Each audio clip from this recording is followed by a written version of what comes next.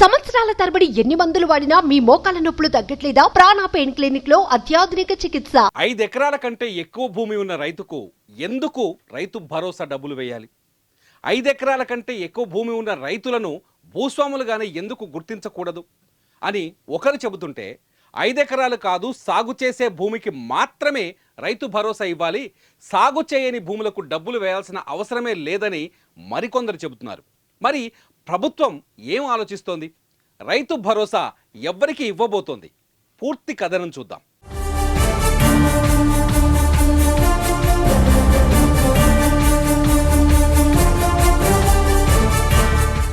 కేసీఆర్ ఇచ్చిన రైతు బంధుకు రేవంత్ రెడ్డి ఇవ్వబోయే రైతు భరోసాకు తేడా ఏంటి?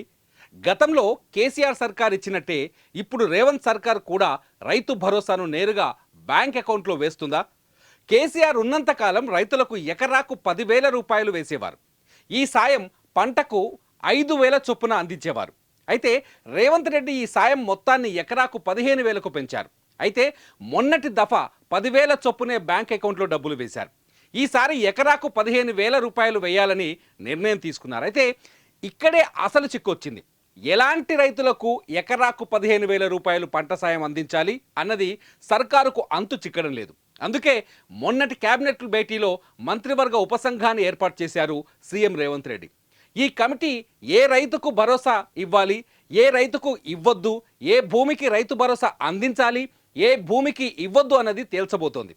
జూలై 15వ తేదీలోపు మంత్రివర్గ ఉపసంఘం ఈ నివేదికను ప్రభుత్వానికి ఇవ్వబోతోంది. అందుకోసం రాష్ట్రంలోని అన్ని ప్రాంతాల్లో రైతులు, మేధావులు, ఇతర వర్గాల నుంచి అభిప్రాయాలను సేకరిస్తోంది. అయితే ప్రజల నుంచి అనేక అభిప్రాయాలు వ్యక్తమవుతున్నట్టుగా తెలుస్తోంది.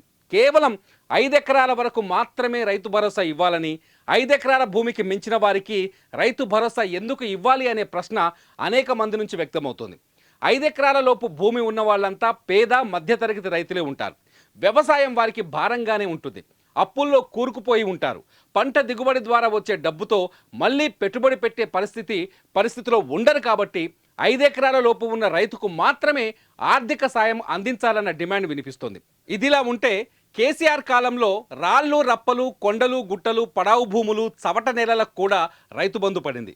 చిన్న రైతు, పెద్ద రైతు అన్న తేడా లేకుండా ప్రతి రైతుకు పంటకు బ్యాంకులో ఎకరాకి 5,000 చొప్పున డబ్బులు వేశారు. ఇప్పుడు అలా కాకుండా కేవలం సాగు చేసే భూములకు మాత్రమే డబ్బులు వేయాలని, సాగు చేయని భూములకు డబ్బులు వేయొద్దనే ప్రతిపాదన కూడా తెరపైకి వస్తోంది. అంటే ఒక రైతుకు 20 ఎకరాల భూమి ఉంటే అందులో 10 ఎకరాలు మాత్రమే పండించి మిగతా భూమిని వదిలేస్తే పంట పండించే 10 ఎకరాలకు మాత్రమే రైతు భరోసా వేయాలని చెబుతున్నారు. దీనివల్ల భూమిపైన సాగు చేసే ప్రతి రైతుకు న్యాయం చేసినట్టు అవుతుందని, అందులో చిన్న రైతు, పెద్ద రైతు అన్న తేడా చూడొద్దని, ప్రతి రైతుకు ప్రభుత్వం నుంచి ఆర్థిక సాయం అందుతుందన్నది ఈ ప్రతిపాదన చేస్తున్న వారి వాదన.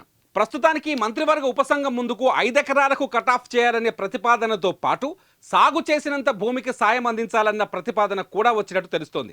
రైతు భరోసా పైన సరైన నిర్ణయం తీసుకునేందుకు ఇప్పటికే మంత్రివర్గ ఉపసంఘం క్షేత్రస్థాయి నుంచి సర్వేలు చేస్తోంది. ప్రత్యేక ఫార్మాట్లో రైతుల అభిప్రాయాలను సేకరిస్తోంది. అంతేకాదు కొన్ని చోట్ల పంట భూములను కూడా పరిశీలిస్తోంది. అయితే సాగు చేసే భూమికి మాత్రమే పంట సాయం అందించాలి అంటే ఏ రైతు ప్రతి పంటకు ఎంత భూమిని సాగు చేస్తున్నారు, ఎంత భూమిని వదిలేస్తున్నారనే లెక్కలు తేల్చడం మాత్రం ఇక్కడ కష్టంగా కనిపిస్తోంది. దీనికి ఎలాంటి మెకానిజాన్ని తయారు చేస్తారో చూద్దాం. మొత్తంగా జూలై 15వ తేదీ లోపు రైతు భరోసా పైన క్లారిటీ రావడం ఖాయమని తెలుస్తోంది. ఎన్నికల్లో హామీ ఇచ్చినట్టు రేవంత్ రెడ్డి సర్కార్ వచ్చే పంటకు రైతుల ఖాతాల్లో ఎకరాకు 15,000 చొప్పున జమ చేసేందుకు రెడీ అయినట్టు అర్థమవుతోంది.